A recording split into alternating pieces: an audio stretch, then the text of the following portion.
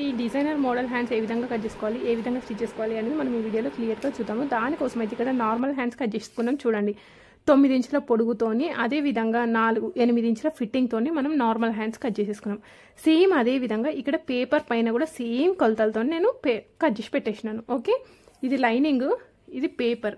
దీనికోసం ఇది వచ్చేసి మన మెయిన్ ఫ్యాబ్రిక్. ఈ మెయిన్ ఫ్యాబ్రిక్ యొక్క బార్డర్ యొక్క పొడుగు ఎంత ఉందో ఒక్కసారి చూసేసుకోండి. ఈ బార్డర్ యొక్క పొడుగు ఎంత ఉంది? 2.5 ఇంచులు అయితే ఉంది. ఓకే, 2.5 ఎంత నన్ను ఉండనియండి. ఇది ఎంత ఉంది మనకి? 2.5 ఇంచులు. 2.5 ఇంచుల నుండి ఒక 1 ఇంచ్ అయితే తీసేసుకోండి. ఫర్ ఎగ్జాంపుల్ మీకు 4 ఇంచులు ఉందనుకోండి, 4 ఇంచుల నుండి 1 ఇంచ్ తీసేసుకుంటే 3 ఇంచులు, 5 ఇంచులు ఉంటే 4 ఇంచెస్. ఇప్పుడు మనకి 2.5 ఉంది కాబట్టి 1.5 ఇంచ్ తీసేసుకుంటున్నా. ఇదిగోండి, నేను ఈ కింది నుండి 1.5 ఇంచ్ తీసేసుకుంటున్నా. ఈచ్ సైడ్ కూడా 1.5 ఇంచ్ తీసేసుకోండి.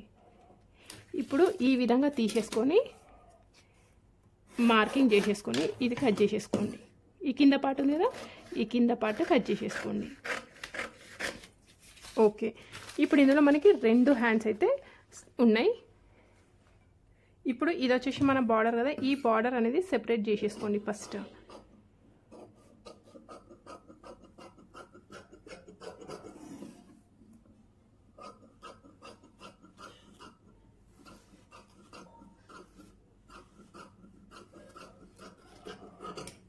ఓకే, ఇప్పుడు ఇది బార్డర్ సెపరేట్ చేసేసుకున్న తర్వాత ఇప్పుడు సైడ్ క్లాత్ని ఈ విధంగా 4 ఫోల్డ్స్ పెట్టేసుకోండి. 4 ఫోల్డ్స్ పెట్టేసుకొని ఇది ఎంత పొడుగుందో అంత పొడికి మనం కట్ చేసేసుకుందాం. ఇప్పుడు ఇక్కడ ఈ షేప్ అయితే అవసరం లేదు, జస్ట్ ఇట్లా స్క్వేర్ బాక్స్ లాగా కట్ చేసేసుకోండి. ఓకే, స్క్వేర్ బాక్స్ లాగా కట్ చేసేసుకొని ఇటు సైడ్ జాయింట్ ఉంది కదా, ఈ సైడ్ జాయింట్ కూడా కట్ చేసేసుకోండి.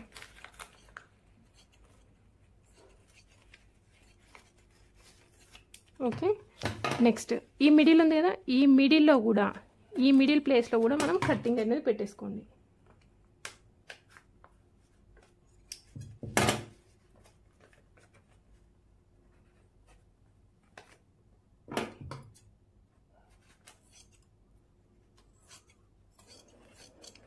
ఓకే, ఇప్పుడు ఈ విధంగా ఎందుకు కట్ చేసేసుకున్నామంటే మనం మిడిల్లో వేరే ఫ్యాబ్రిక్ అయితే వేసేస్తాం, అది ఏ విధంగా వేసుకోవాలి అనేది చూద్దాం. ఇప్పుడు ఈ మిడిల్లో డిజైన్ కోసం మనం ఈ పింక్ ఫ్యాబ్రిక్ అయితే యూజ్ చేసుకుందాం. చూడండి, ఈ పింక్ ఫ్యాబ్రిక్ ఎలా కట్ చేసేసుకోవాలి, ఎంత కట్ చేసేసుకోవాలి అనేది అయితే మనకు ఉంటుంది కదా. సో ఇది మనకి ఇక్కడ 2 లేయర్లు అయితే ఉంది. ఓకే, ఇక్కడ 2 లేయర్లు ఉన్నప్పటికీ కూడా కింద క్లాత్ అనేది మనకి స్ట్రైట్గా లేదు కాబట్టి ఒక లైన్ మార్క్ చేసేసుకోండి. ఇప్పుడు ఈ విధంగా తీసేసుకున్న తర్వాత మనం దీని యొక్క పొడవు అనేది 11 ఇంచులు తీసేసుకోండి. ఈ విధంగా 11 ఇంచులు, లేదనుకోండి 13 ఇంచులు, ఈ విధంగా 13 ఇంచులైనా తీసేసుకోవచ్చు. నాకైతే చిన్న చేతులు సన్నం ఉన్నాయి కాబట్టి 11 ఇంచులు తీసేసుకుంటున్నా. సేమ్ అదే విధంగా 11 ఇంచులు ఇంకొక ప్లేస్లో కూడా తీసేసుకోండి. మరి ఇది ఎంత పొడుగు తీసుకోవాలి అంటే, ఇప్పుడు ఈ పేపర్ ఉంది చూడండి, ఈ పేపర్ ఎంత పొడుగుందో అంత పొడుగు తీసేసుకుంటే సరిపోతుంది. ఇదిగోండి, ఇక్కడ ఈ నుండి ఇడికి స్ట్రైట్గా లైన్ డ్రా చేసేసుకోండి. ఓకే, అర్థమైంది కదా. ఇప్పుడు ఇది ఎంత పొడుగు ఉండాలి? 11 ఇంచుల పొడుగు తీసేసుకోవాలి. ఈ పొడుగు వచ్చేసి ఇది ఎంత ఉందో అంత తీసేసుకోండి. ఈ విధంగా తీసేసుకుంటే ఇది 2 చేతుల కంటే కేవలం సింగిల్ హ్యాండ్కి మాత్రమే.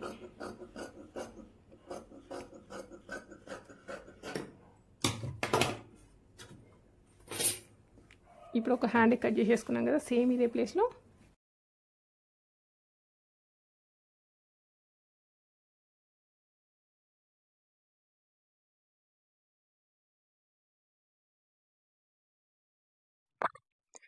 ఇప్పుడు ఈ పింక్ కలర్ని కట్ చేసుకున్నాం కదా, ఈ పింక్ కలర్ దానికి బ్లూ కలర్ అనేవి జాయిన్ చేయాలి. ఇటు కార్నర్ సైడ్లో ఏ విధంగా జాయిన్ చేయాలో ఒకసారి చూడండి. సో పింక్ వచ్చేసి మనం 11 అంటే 22 ఇంచెస్ పొడుగు ఉంటుంది కదా, అది ఓపెన్ చేస్తే అయితే పొడుగు ఉంటుంది కదా, అటు కార్నర్కి ఇటు కార్నర్కి బ్లూది అయితే మనం జాయిన్ చేసేసుకోవాలి. చూడండి, సో సింగిల్ టైం కానీ 2 టైమ్స్ కానీ చేసేసుకోండి. ఈ విధంగా చేసేసుకొని ఒకసారి ఐరన్ కానీ లేదంటే ఫింగర్తోని కొంచెం టైట్గా ప్రెస్ చేయండి. ఎందుకంటే కొంచెం ఈ క్లాత్ని బట్టి కొంచెం లేచినట్టు అవుతుంది, లేవకుండా ఉండాలి అంటే కొంచెం ప్రెస్ చేయండి, మంచి నీట్గా అయితే వచ్చేస్తుంది. ఇప్పుడు ఈ విధంగా తీసేసుకున్న తర్వాత ఈ పింక్ కలర్ క్లాత్ మధ్యలోకి ఫోల్డ్ చేసేసుకొని ఈ విధంగా కచ్ మార్కులు అయితే పెట్టేసుకోవాలి. ఎందుకంటే అది మిడిల్ అని మనకు తెలుస్తుంది. ఈ విధంగా తెలిసిన తర్వాత 2 ఇంచెస్కి మనం ఈ విధంగా కచ్ మార్కింగ్ అయితే పెట్టేసుకున్నాం. సేమ్ అదే విధంగా ఇటు సైడ్ కూడా పెట్టేసుకోండి. ఎన్ని వస్తాయి అంటే మనకి కంప్లీట్గా ఇటు సైడ్కి 5, అటు సైడ్కి 5 ఇంచెస్ వస్తాయి.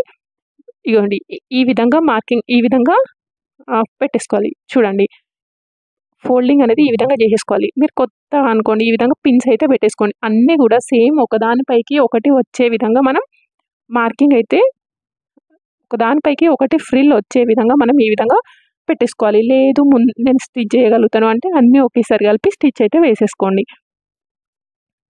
3 ఇదొకటి 4 అంటే మొత్తం మనకు కంప్లీట్‌గా నేను చెప్పినాను చూడండి 11 ఇంచెస్ కానీ 13 ఇంచెస్ కానీ పెట్టుకోండి అని. 11 ఇంచెస్ పెట్టుకున్నాం అనుకోండి మనకి 5 వస్తాయి. 13 ఇంచెస్ పెట్టుకుంటే 6 వస్తాయి. ఇట్లా అన్నీ కలిపి పెట్టేసుకున్నాం కదా! అన్నీ ఒకదానిపైకి ఒకటి పెట్టేసుకొని కరెక్ట్‌గా ఆ మిడిల్ కచ్ మార్క్ దగ్గర స్టిచ్ అయితే వేసేసుకోండి. నార్మల్‌గా కుచ్చుల్లో అయితే పక్కకి జరుపుకుంటాం కదా! జరపకుండా సేమ్ అదే విధంగా ఒకే దానిపైన పెట్టేసుకోండి.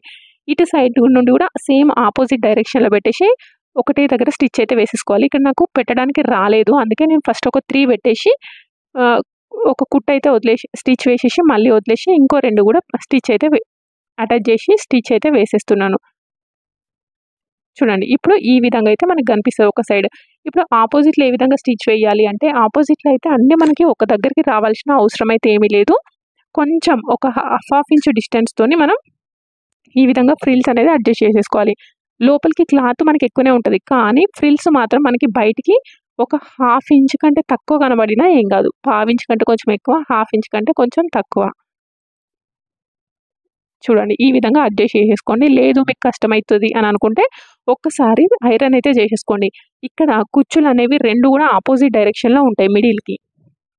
ఇప్పుడు ఈ విధంగా స్టిచ్ అయితే వేసేసుకున్న తర్వాత మనం ఫస్ట్ కట్ చేసేసుకున్న పేపర్ ఉంది కదా! ఈ పేపర్ మిడిల్ దగ్గర కచ్ మార్కులు పెట్టేసుకోండి. పేపర్ కూడా కచ్ మార్కులు పెట్టుకోండి. ఈ కచ్ మార్కు క్లాత్ యొక్క కచ్ మార్కులు 2 కలిపి ఇలా పెట్టేసుకోండి. ఇప్పుడు చూడండి మీకు క్లాత్ అనేది ఎక్కువ తక్కువ అవుతుంది. సేమ్ యాజ్ ఇట్ ఈజ్ ఉండదు పేపర్‌కి.